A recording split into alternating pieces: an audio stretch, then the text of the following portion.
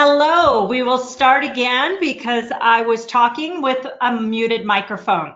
So I'm welcoming you once again to our webinar today on improving communication in Parkinson's with LSVT LOUD evidence-based speech therapy. I apologize for that false start, but hopefully you can successfully hear me now. My name is Cynthia Fox, and I'm here with my colleague, Angela Halpern, and we will be the faculty presenters for this webinar today. I'd like to start by acknowledging the support that we've had over the past 25 years to develop the evidence, some of which we will be presenting here today. This support has come from the National Institutes of Health, as well as a number of other institutions and foundations that have provided the financial support enabling us to do the research that we have. I also provide to you our disclosures. Myself and Angela have both financial and non-financial relationships with LSVT Global. Non-financial relationship includes a preference for LSVT LOUD as a treatment technique. Both Angela and I are employees of LSVT Global, receive lecture honorarium, and additionally, I have ownership interest in the company.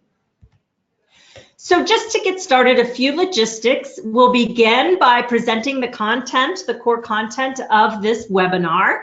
You should all be in what we call listen-only mode, so we can't hear you, but hopefully you can hear us. As we go through the content, if you have questions at any time, you can type them in the chat box, or you can hold until the end, and then we'll have the opportunity to present and answer questions. There's also a handout that was emailed to you ahead of the presentation, but it's also in your drop-down menu as part of the webinar that you can open it up, save it, or print it to have for future reference. We will talk about some training opportunities, and one of the exciting ones will be our first ever LSVT LOUD training and certification course held in Aveiro, Portugal on May 17th, 18th, 2019, and Angela will tell you a little more details about that at the end of this presentation. We'll also have some time at the end to address your questions, and then as you close out of the webinar when it's over, there'll be a very short 5-6 question survey that if you have just a few extra moments, we encourage you to answer those questions. It really helps us know what we did right, what we need to do better, and perhaps suggestions for future topics that you would like to hear from us. The information in this webinar can be used for continuing education activity if that is something of interest to you. We just note that this is not an ASHA or state registered event, but it can be used as a self-reported event.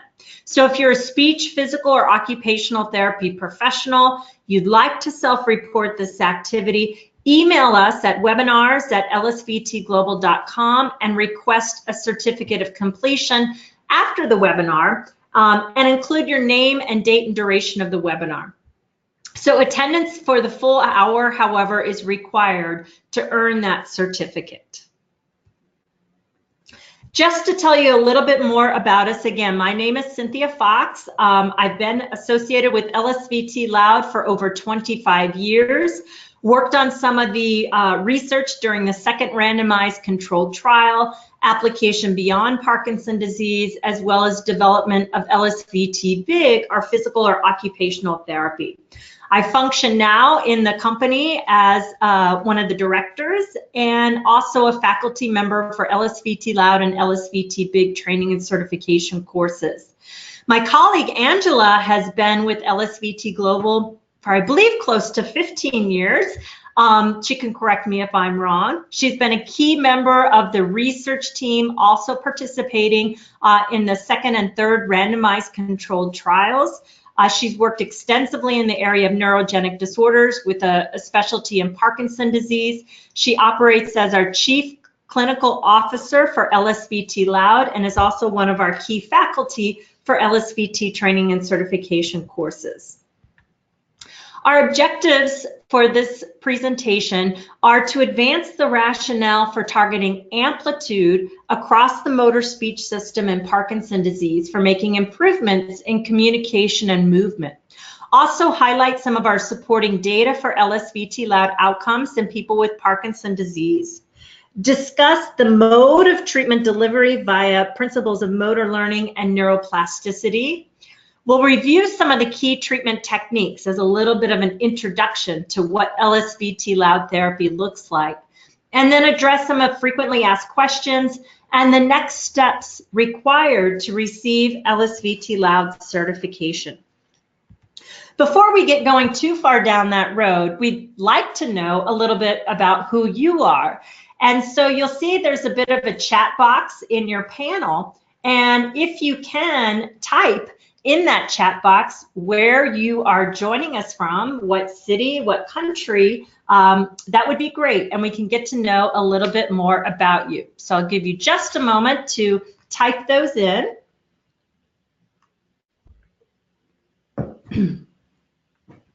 And it looks like, as not unexpected, we have people joining us from Portugal. So the people I see now are from Portugal. So that's excellent, excellent, excellent.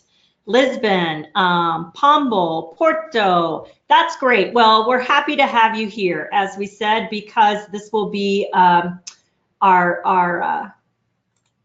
upcoming course in Portugal in May. So hopefully we'll get to meet some of you in person there. Okay, moving on. Parkinson's disease. Is it becoming actually a global pandemic? And this was a question posed by Dorsey and Bloom in a recent article, really sort of signaling a call to action. We know that up to 8 million people worldwide are living with Parkinson's disease today. But if we look ahead to the coming years, that number is expected and prevalence to double by the year 2040. So the question becomes, are we ready in terms of our ability to help all of these people with Parkinson's disease now and in the future to come? Our mission with LSVT Global is to really empower people with Parkinson's disease to restore and maintain their highest levels of functional communication, mobility, and independence with activities of daily living through scientifically supportive rehabilitative treatment programs. And the two programs that we talk about are LSVT LOUD, our speech therapy, and LSVT BIG. Our work on the LSVT protocols, again, is based on over 25 years of that National Institutes of Health funded research led by Dr. Ramig, as well as clinical experience. That clinical experience stems from both our team as we were clinicians doing some of the efficacy research, but also over the years of training and having therapists out in the real world around the globe implementing LSVT in their clinical practice and sharing back information with us. So the second question I'm going to ask is actually a poll. So I'll launch this poll, and we want to, again, know not just where you're from, but a little bit more about who you are. So you can see there on the screen, you can select, are you a speech therapist, other medical profession, perhaps a person or family member with Parkinson's disease, or other. So you should now be able to select who you are, and we'll give everyone just a moment to respond.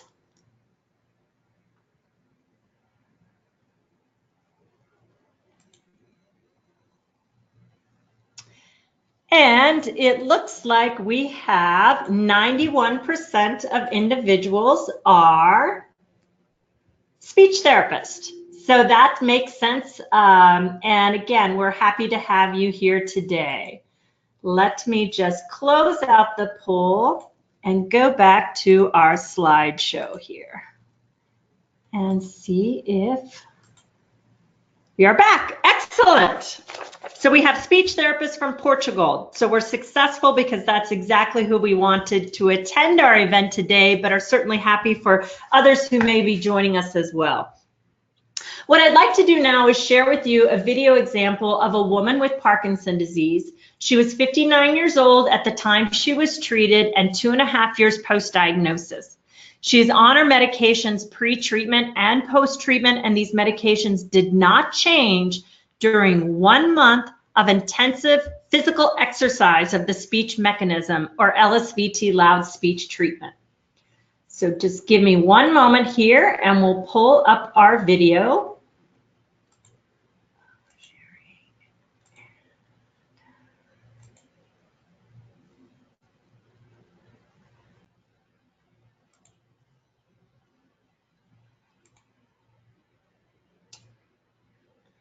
See if we can get her to play.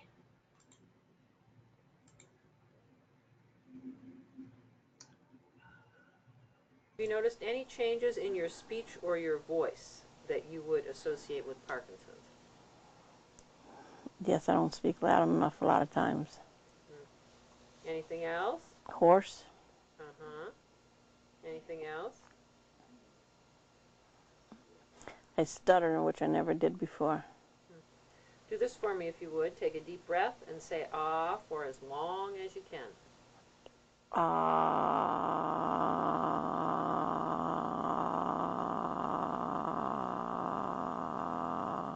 Good for you. Okay. Would you say Parkinson's disease has caused you to talk less? Yes. Because? Because I stutter and then I can't be heard. If there's noise in the house, like when the kids come over, nobody pays attention to it because they can't hear me. Until I get mad and then yell. Take a deep breath and say ah for as long as you can.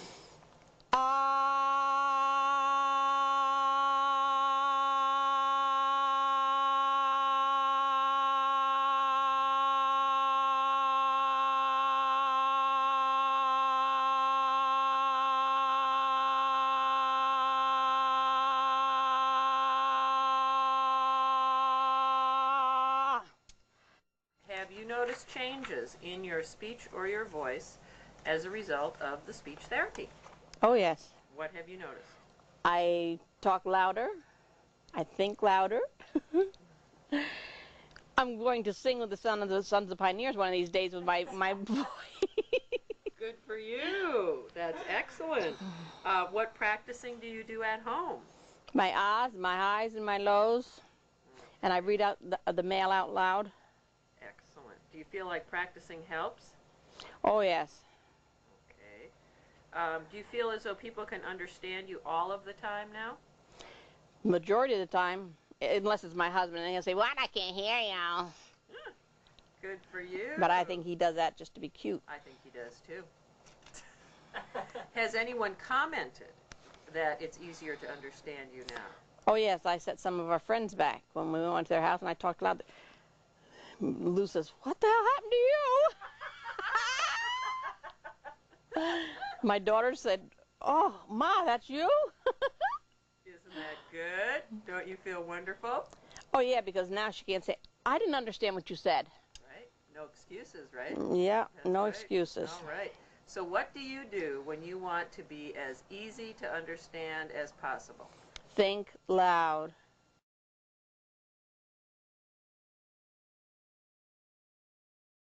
Okay, so I think you can really appreciate the changes that you heard in Shirley's voice. She was much louder. Her voice quality was improved. Her articulation was clearer. And one of the things certainly people notice frequently is her facial expression. And really, she was able to express what she was feeling inside. So now we're going to take a look at an example of LSVT big. And even though most of you are speech therapists out there, I think it's important to recognize that the target of amplitude and intensity for Parkinson's disease can be system-wide. And really, when we treat patients best is when we use amplitude for both communication as speech-language pathologists, but also working with our physical and occupational therapy colleagues in LSVT Big. So this will be just a little short introduction. This gentleman was 71 years old, 14 years post-diagnosis. He's Hoehn-Yahr stage 3, and he was referred for slowness, difficulty walking, and a history of falls. And let me get this video started.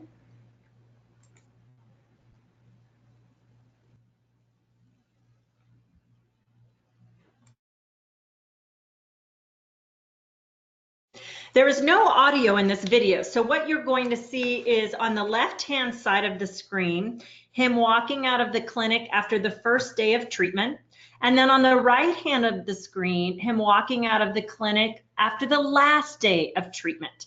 And you can see before therapy some pretty common challenges that many of your patients may have.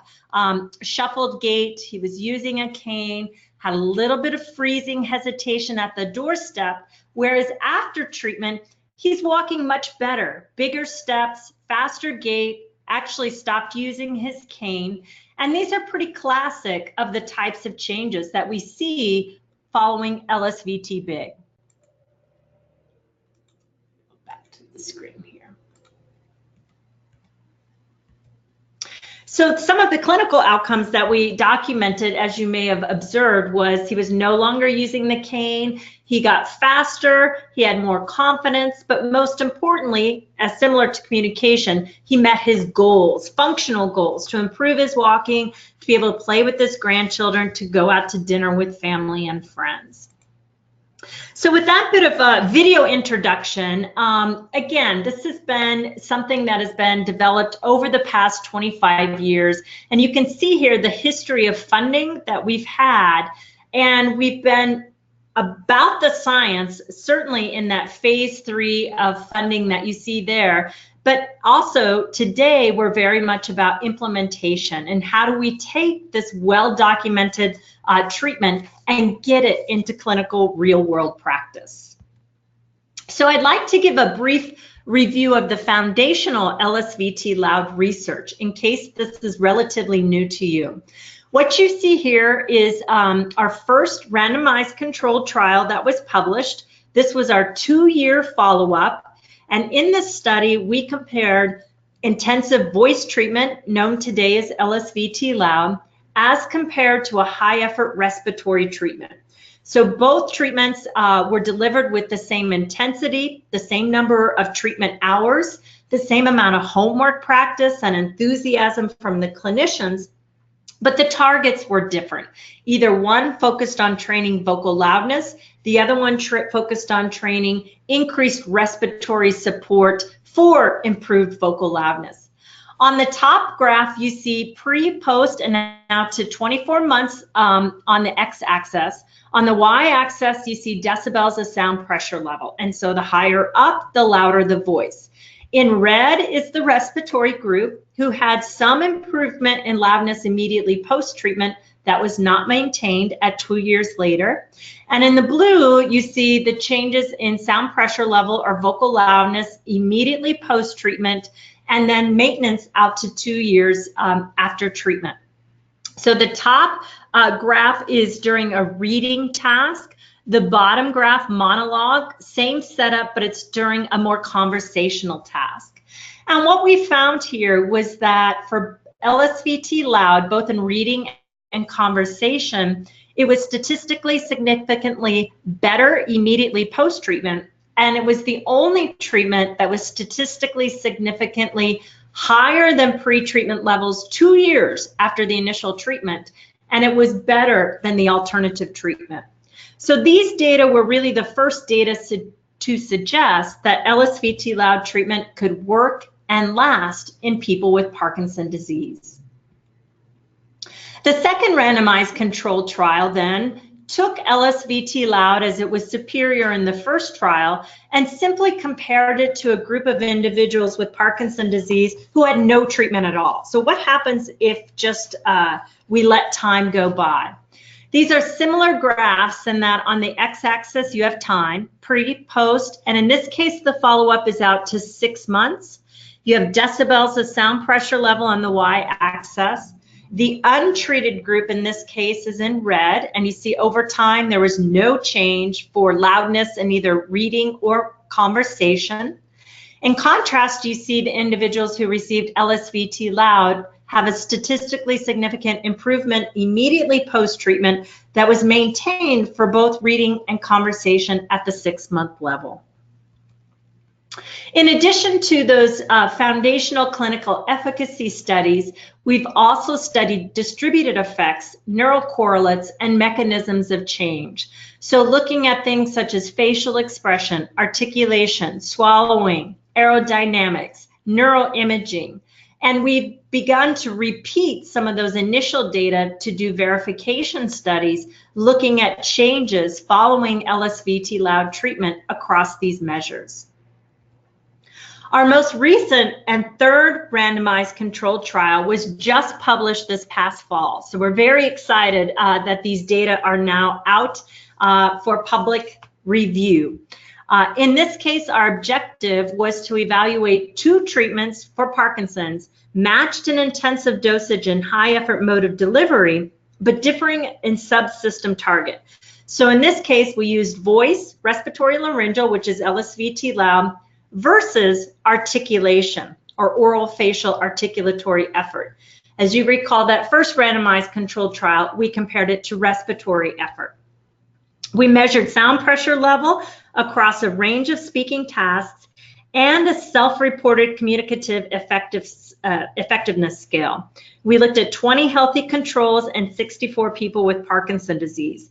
And the participants were Parkinson's were randomized to either LSVT LOUD, LSVT Artic, or no treatment, and were studied at baseline, 1, and 7 months later. This study was very consistent with consort guidelines for behavioral treatment studies.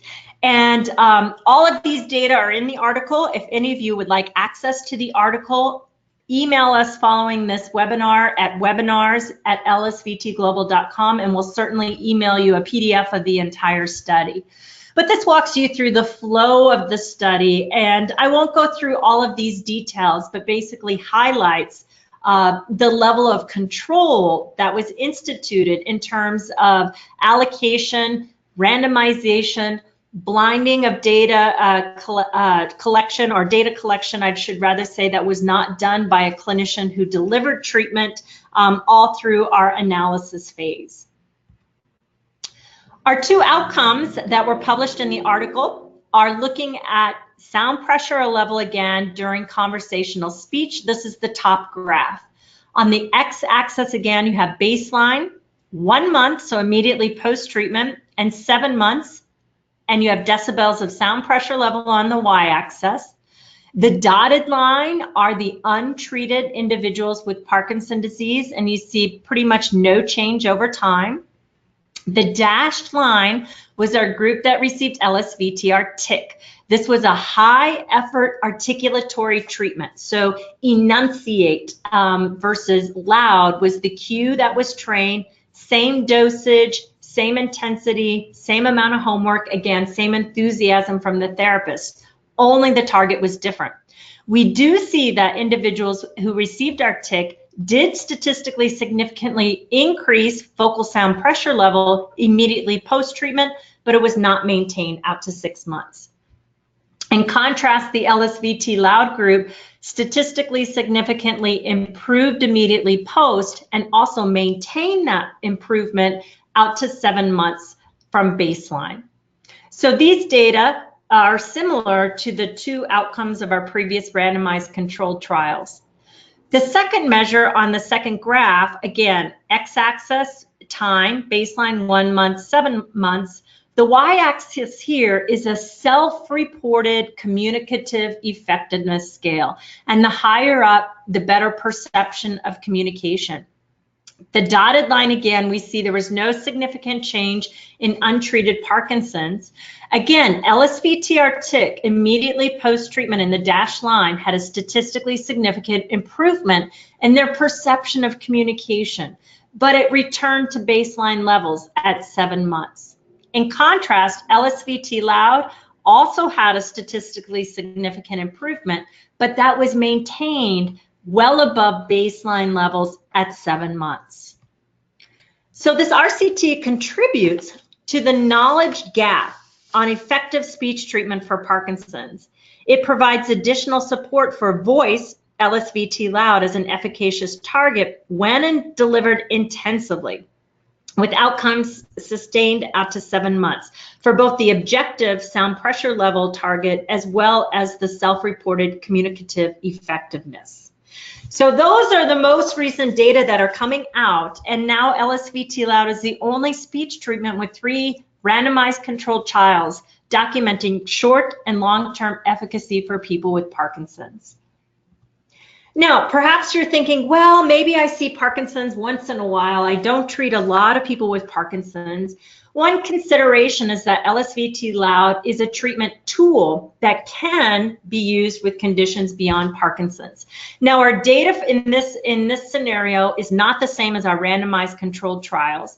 These are single subjects, case studies, small group designs, but we have successfully seen outcomes in select cases of dysarthria secondary to stroke, multiple sclerosis, ataxia, children with cerebral palsy, as well as adults with cerebral palsy, children with Down syndrome, and even healthy aging. And as part of the training process, we walk through, when and how LSVT LOUD may be applicable beyond individuals with Parkinson's disease. Okay, now I'd like to turn it over to Angela, and she's going to take you through a little bit more of the clinical aspects of what does LSVT LOUD treatment look like. So Angela, I'll turn it over to you. Great, thank you so much, Cynthia. So what are the fundamentals of LSVT LOUD? LSVT LOUD is a standardized protocol based on those years and years of research evidence that you just heard described by Cynthia. However, an important tenet of the treatment is that those exercises within the protocol can be personalized to each person based on the communication goals that are essential to them. So in this slide, we're going to introduce the fundamentals of LSVT LOUD, and then we'll talk about these in more detail in the upcoming slides. LSVT LOUD incorporates that single target of increasing amplitude across the motor speech system, which then results in increased loudness. When we look at mode, we think of principles of neuroplasticity, and we see within that intensity is important to make change. So the LSVT LOUD treatment schedule is intensive, 4 times a week for 4 weeks, 1-hour individual sessions. And then the exercises within each hour of treatment are high effort. And then finally, one of the things that makes LSVT LOUD unique is that it doesn't just target the motor system. We recognize that Parkinson's disease affects the sensory system as well.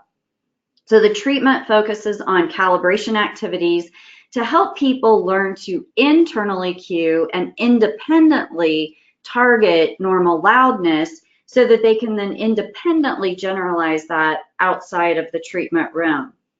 So the mode of delivery with treatment, that one variable, think loud, is an efficient and effective way to deliver treatment because it can have an impact across the whole system. Next slide, please. If we look first at addressing those motor systems with this LSVT LOUD target of increasing amplitude, here we are directly targeting the hypokinesia, meaning that reduced amplitude of movement, and the bradykinesia, slowness of movement, that are the deficits that we see in Parkinson's disease. And we do this by increasing amplitude, resulting in a louder voice. The target of increased amplitude isn't overdone though. It's always a target of normal loudness. And we see this hypo and bradykinesia are present at diagnosis of Parkinson's, and they're a result of that loss of dopamine. So we see these deficits present across the motor speech system and across the motor system in general. So for speech, it's this reduced loudness. For movement, as Cynthia was describing, you saw the video of the pre-post with LSVT Big. People start with those smaller shuffling steps, decreased arm swing, And when we increase amplitude, we can improve that movement. Next slide, please. So with this motor target of increasing amplitude, let's look at how we would target this in treatment. We look at the single variable of increasing amplitude, which results in increased loudness. And through this, not only do we get a louder voice, but we also see a spreading of effects across the motor speech system. And Dr. Fox shared some of the research behind this spreading of effects with you. So you can also hear and see these types of changes clinically. When thinking loud, people automatically take a deeper breath. They automatically increase that subglottal pressure to set up a better pattern vibratory stability at the level of the vocal folds. They automatically open their mouth more and put more effort to the level of the articulators. For our patients, a lot of things happen with this one simple cue of think loud, of driving that amplitude to override the hypokinesia. For clinicians, we're using all of our elegant clinical skills to shape and model the voice so that it's normal loudness with good, healthy voice quality. We spend a lot of time during the LSVT LOUD training course talking about how do you shape this healthy voice quality, and on the fact that we're never getting someone too loud or to a yell or a scream. The target is always normal loudness with good quality. Next slide, please. So then if we look at this next part of treatment is the mode, incorporating intensive high effort treatment. We see from principles of activity-dependent neuroplasticity that intensity is important to incorporate if we want to see long-lasting change. So in LSVT LOUD, the treatment is 4 consecutive days a week for 4 weeks. Each of those sessions are 60-minute individual treatment sessions. And then to really get that carryover outside, we have individuals do daily home practice and daily carryover exercises.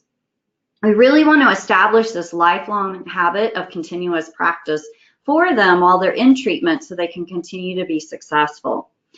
We also see intensity within sessions. So we're driving effort through this increased amplitude that we talked about, resulting in increased loudness, through multiple repetitions, and we say don't practice until you get it right, practice until you can't get it wrong. We look at increasing force and resistance. So for sustained phonation, we're pushing our patients to hold it longer, get it louder. And then accuracy is important. As I mentioned before, it's always this target of a normal loudness voice with good quality. As a clinician, we don't accept anything that isn't that target. Next slide, please. And then when we look at other principles of neuroplasticity, in addition to intensity and repetition, we see some of these others listed here that are important. With complexity, we see complex movements or these environmental enrichments have been shown to promote greater structural plasticity. In LSVT LOUD, we start simple and gradually get more complex with the types of cognitive communication tasks that we're doing. We see that saliency is important. Saliency of having our patients practice rewarding tasks that then activate that basal ganglia circuitry. In LSVT LOUD, we're incorporating personalized and salient reading and communication tasks that can then have an impact on generalization outside of the treatment room. We also see salience in terms of the positive feedback people receive regarding their voice and speech. So when people say something to our patients as, wow, I haven't heard you sound like that in years, that's motivating and salient for our patients to then continue using that voice. And then we see specificity matters. We want to train to the deficits. In LSVT LOUD, we're directly targeting that hypokinesia that we see in Parkinson's disease. Next slide, please. So what's incorporated in an LSVT LOUD treatment session? As we mentioned, these sessions are 1 hour in length. The first half of the session incorporates the daily exercises. And with these daily exercises, we do multiple intensive repetitions. And these serve as the core, the basis, the foundation upon which we then build our ultimate goal of functional communication. But people do maximum duration, sustained vowel phonation. So we have them sustain that, going longer and longer with a loud voice, multiple repetitions. We know in Parkinson's disease that people's voices can become monotone. So in order to target that, we do these maximum fundamental frequency range exercises. So always starting with a target modal voice and stretching the voice high, starting with that modal voice, a habitual pitch, and stretching the voice low. Multiple repetitions of those, targeting increased amplitude and loudness. And then third, for these daily core exercises, we have people come up with 10 things they say every single day. And then we have them practice those phrases with that increased amplitude, that normal loudness voice. These become so overlearned that they're the hook or the cue to help someone target this new normal loudness voice outside of the treatment room. We then take what people have learned in those core exercises, that increased effort, increased amplitude, and apply it the second half of the session in the hierarchy. And this starts simple, week 1, at a word phrase level, and gets gradually more complex by week 4, the goal being people are able to incorporate this new normal loudness voice in functional conversational speech. So that second 30 minutes are reading and conversation activities targeted at each level of the hierarchy. And then, as I mentioned, homework and carryover. This is really essential to get generalization outside of the treatment room. So we have people practice these exercises daily and then give them an assignment to use that loud voice outside of the treatment room in salient and important communication situations for them. Next slide, please. So you see we take the core amplitude rescaling exercises and then we show people the translation of these to increased amplitude with this ultimate goal being improvements in their functional, salient, individualized goals. So with this, we're always making it clear to the patients that when they're especially working on these core exercises, that it's great if they can do this wonderful but my end goal is not that someone walks out of my treatment room, goes to the deli, and says, my end goal is that someone can walk out of my treatment room, use the amplitude, the energy practiced in that in their functional conversation to say at the deli, I'd like a pound of roast beef in their new normal loudness voice. Next slide, please. We can do all of this beautiful, intensive motor practice that we want, but if we don't address some of these issues of sensory disorder, internal cueing deficits, and neuropsychological issues that our patients encounter, individuals are not able to carry over all that hard work outside of the treatment room.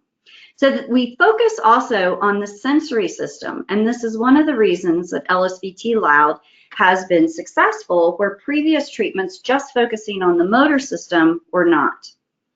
So when we think about the sensory disorder, we see that people with Parkinson's disease have softer voices, but they don't typically recognize how soft their voice has become. You'll frequently hear comments such as, my spouse needs a hearing aid. We also see that we need to retrain the internal cue for behaviors we're wanting to achieve. Because the physiological substrate is intact for these individuals, most individuals can immediately produce a louder voice to our external cue, but they aren't able to carry that over on their own. Our goal is that they can learn to do this independently without external cues. So we need to help them to retrain this internal cue to know the proper amount of effort and loudness required. And then finally, because of the neuropsychological issues that many people with Parkinson's disease experience, It's essential that we keep the treatment focus simple. This one single variable of think loud. Next slide, please. When we look at calibration, what we mean by this is helping our patients to directly target these sensory issues. So calibration is this mismatch between the internal perception of vocal loudness, posture, movement, when we think about LSVT big, and how others perceive it in people with Parkinson's disease. So our patients will frequently, when they're talking in a voice that sounds quiet to us, say, well, I'm not too soft. And then if we get our patients up to a normal loudness voice, they might say something like, I can't speak like this. I feel like I'm shouting. People will think I'm crazy. So a large part of treatment is helping our patients to recalibrate. We do a lot of audio taping and playback of their voice. And so that they can see this voice that feels too loud is really normal loudness and the positive impact it will have outside of the treatment room. Next slide, please.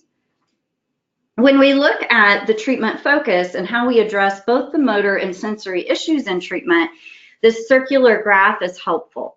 So we're working to directly target the deficit we see in Parkinson's disease of that decreased amplitude. So we increase amplitude of motor output, which then results in a louder, normal loudness voice. But as I mentioned, if we just stop there, that voice would feel too loud to our patients. It would feel funny. They wouldn't want to carry it over outside of the treatment room. So then what we need to do within treatment is to help our patients improve their self-perception and awareness of what is normal loudness and know that voice is not too loud. And here's how you can produce it, the amount of effort you need to use to get that voice on your own.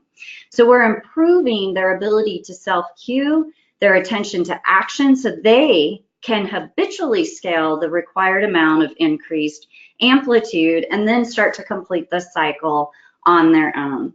Next slide, please. Feedback they're bombarded with, and it's personalized and meaningful to really get this recalibration going. Saying things when they've produced this great voice, that's the same amount of effort you need to use when you talk to your children tonight during dinner. Or perhaps they've done this, beautiful voice. Be sure to use that same 9 effort when you give your presentation at work today. And then we might practice, take that voice, that amplitude, that effort, and put it into your presentation. Let's work on it together. Next slide. How do we make treatment results last? It's important that in addition to these motor aspects of Parkinson's, that we as therapists recognize the impact that non-motor symptoms can have on our patients. So we treat our patients as a whole.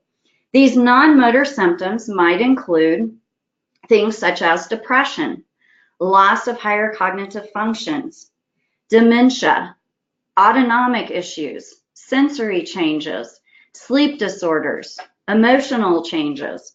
And so we can impact these directly and indirectly through our treatments. For example, helping our patients get this increased ability to communicate and be heard and understood, and then they have this feeling of inclusion and empowerment that they experience, that might have a direct impact on depression, apathy, motivation. Next slide, please.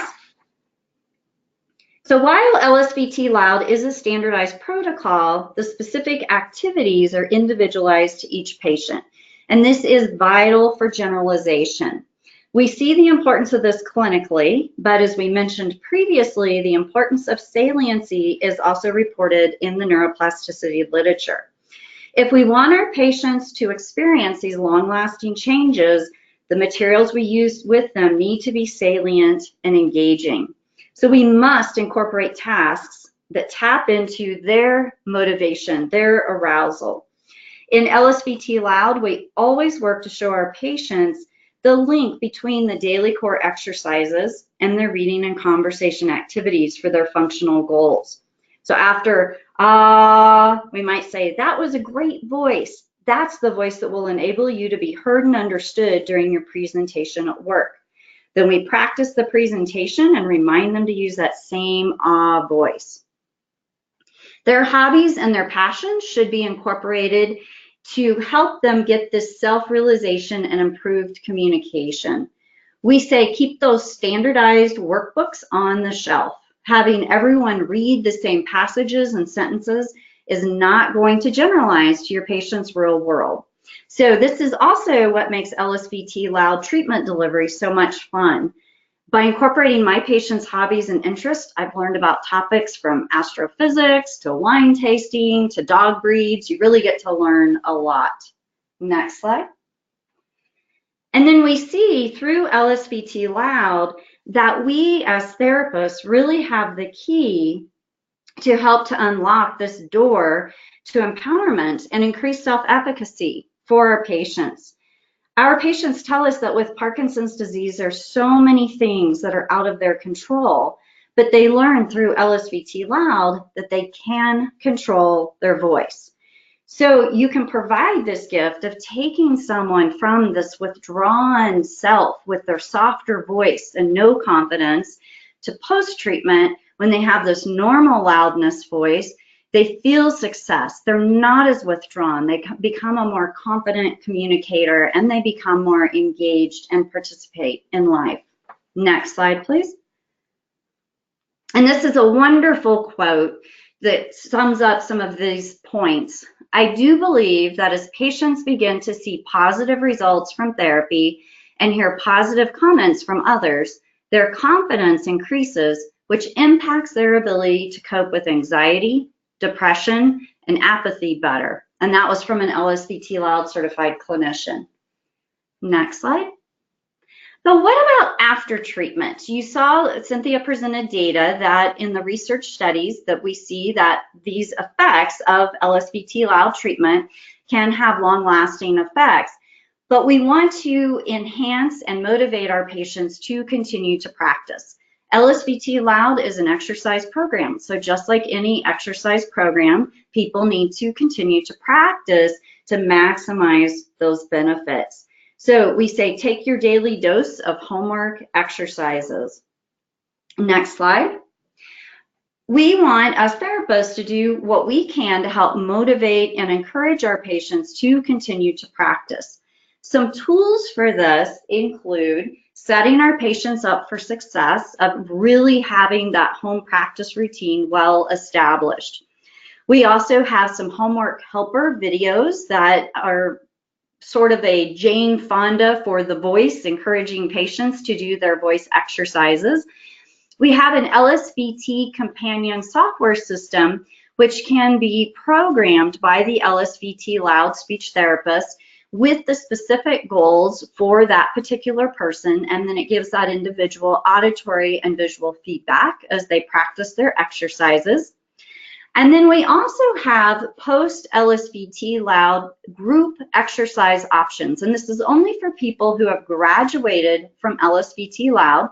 We call this LOUD for Life, and this would be for graduates to meet weekly with the clinician and practice their LSVT LOUD exercises in a fun, motivating environment. I've been running a group here in Colorado, and it is just one of the highlights of my week. Individuals meet together, we do the core exercises, and then we practice communication activities that are important and salient to them. We have done things such as putting on plays and reading, doing impromptu speeches, a whole range of things that they've wanted to do. And they get the motivation and support of other people who have graduated from LSVT LOUD and can encourage each other. And what I love is that they all tell me, yes, I practice my home practice more when I come to group. And then as an LSVT LOUD clinician, it's important that we stay in touch with our patients. And so we recommend tune-up sessions, checking in every 3 to 6 to 12 months, just seeing how our patients are doing, maybe having them come in for one tune-up session to help them remember that amplitude and loudness that's required. Next slide, please. We're next going to touch briefly on some frequently asked questions. Next slide.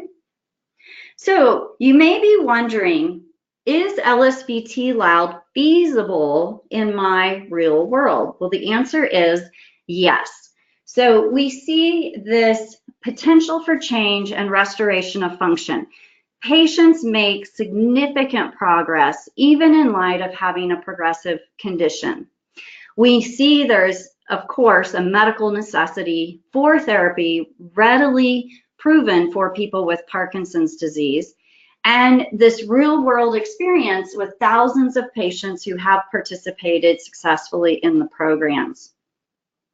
It is practical and feasible across the world. We have high rates of attendance and participation, and it can be applicable to a variety of practice settings. So we see that we can regulate the intensity, and within that standardized protocol, there are ways to adapt or progress according to patient abilities and safety parameters.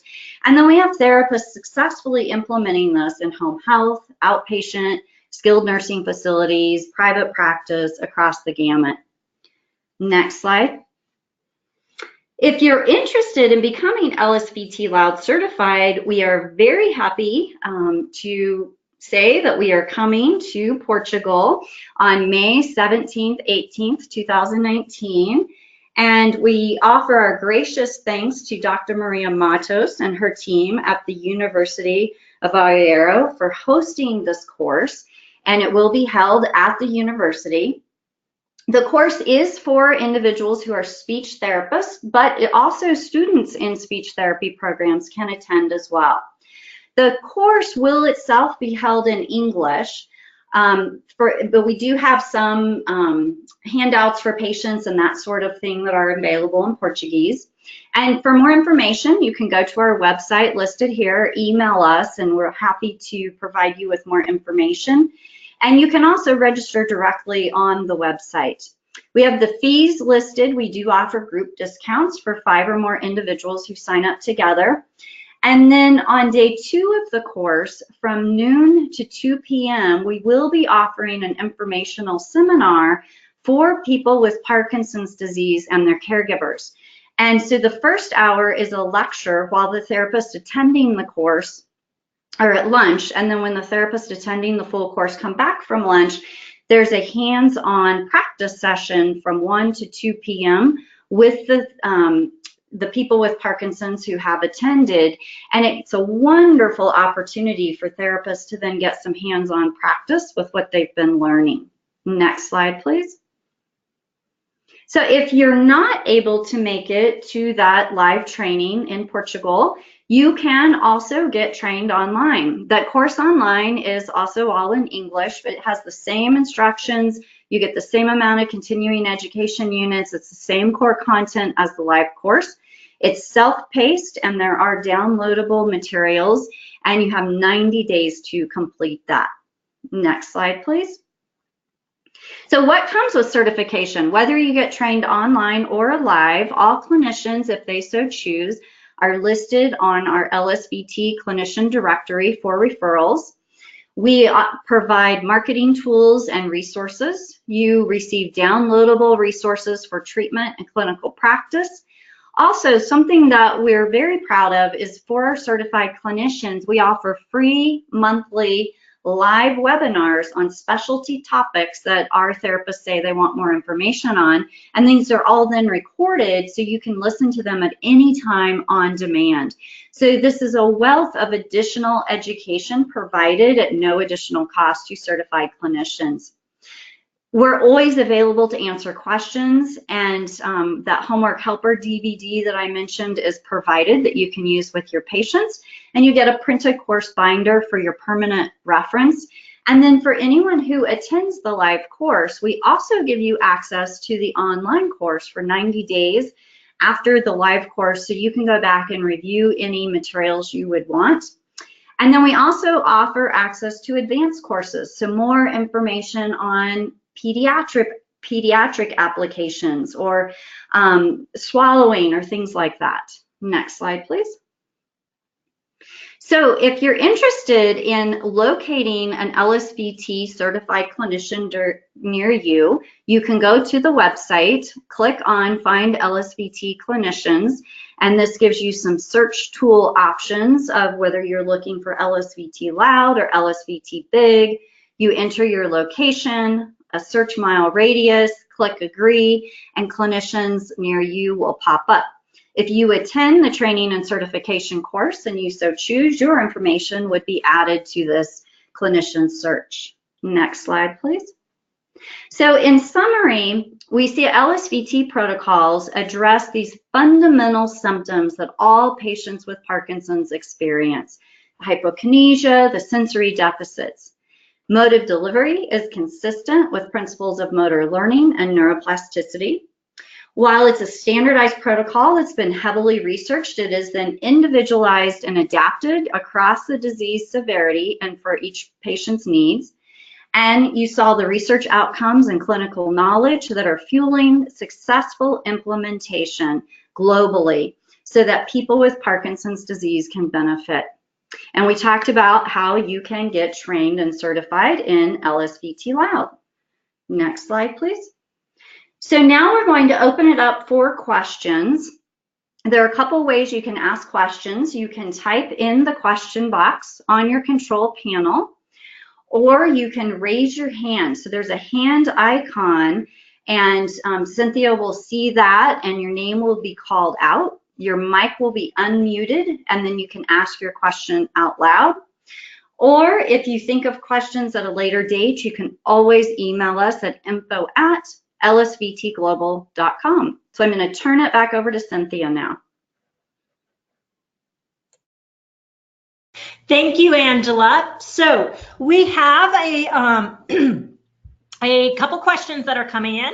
And so I will take the first one, which is simple. I would like to know if it is possible to get a certificate of attendance for this webinar. Absolutely, yes. Just email us at webinars@lsvtglobal.com or the info@lsvtglobal.com that you see on the slide there, and request a certificate for your participation. And that will be sent out to you within a few days of your request. A quick clarification for someone was asking the 4 sessions per week for how many weeks? And just to clarify, it's 1-hour individual treatment sessions that are offered 4 days a week for 4 consecutive weeks, so that individuals are seen for 16 sessions in 1 month's time. Angela, I'm going to let you address this next one, and it's a great question. First of all, thank you for the wonderful presentation. You mentioned in the studies you presented that the groups had the same therapist enthusiasm. How do you address it, especially the potential of a personal bias for LSVT? Yes, that is a wonderful question, and I was one of the treating clinicians with the LSVT Arctic as well as LSVT Loud, and it was something we were very dedicated to. Going in, we did not want to have a bias that LSVT Loud was going to be the better treatment, because, I mean, wouldn't it be great if we have 2 treatments now, LSVT Loud and LSVT Arctic? And we don't know until we research a treatment. So when we would go in to deliver LSVT Arctic, we would really put on the hat and the motivation and the encouragement that, you know, this was going to be the best treatment for this person, and give it all the gusto and the emphasis that we possibly could. It was something we were very, very conscious of implementing. We had consistent check-ins and conversations amongst ourselves as therapists to make sure that we were all really staying true to that goal. Excellent, thank you. And I'll just add one additional piece to that. There was a question that was asked of all the participants in the study: do you feel that you received the most effective treatment? Because they knew they could be randomized to any number of treatments. And there was no statistical difference between the groups, that both groups responded, the participants, they felt they got the best treatment. And I think that was another way we tried to measure and minimize any potential bias that could happen. One more quick question and then we'll close out. And let me just do a reminder, if you do need to close out before our question answer session is over, please take just a few moments and answer those survey questions that should appear. This question is, what is the impact of LSVT in swallowing? I read some studies, but I'd like to know your opinion and experience. So we do have one publication from our group, but it was a pilot study. It was not a comparative of 2 treatments, but it did look at pre-post outcomes in individuals with mild swallowing disorders. We did find some improvements in the oral phase of swallowing. There was another study just published recently from another group, I believe out of Australia, that identified some mild improvements in swallowing as well as cough post LSVT LOUD. Our opinion right now is that if you have patients who have swallowing problems, do swallowing therapy. Do those treatment techniques that have been studied systematically and have been shown to be helpful for people with Parkinson's disease. What you may find with patients with LSVT LOUD is that you get some additional benefits. And until we have more systematic data and more randomized prospective controlled trials, we would not say LSVT LOUD is a treatment for swallowing. Rather, that some patients may find some additional benefit from LSVT LOUD, but stick to the tried and true proven swallowing direct treatments. There is one more question that we'll take real quick, and that is about the use of LSVT with children with cerebral palsy. There is already an investigation about it. Is there a specific course? We do have some published data on LSVT LOUD in children with cerebral palsy. We have, I believe, 3 behavioral studies published and 2 imaging studies. Now, these are smaller and they are not randomized trials, but they do offer some foundational base evidence that show us this can have a positive impact and may be applicable for certain children with cerebral palsy. Everyone who wants to do LSVT in pediatrics takes first the core LSVT LOUD training and certification course. That's the same for everybody. After that, should they so choose, there's an advanced course on pediatrics. It's an additional online course for a small fee. It's about 3.5 hours, and it gives in more depth exactly how to implement in pediatric populations. Similarly, there's an advanced course developed for the Loud for Life that you heard Angela talk about that can offer more in-depth information about how LSVT LOUD can be used in those postgraduate exercise groups.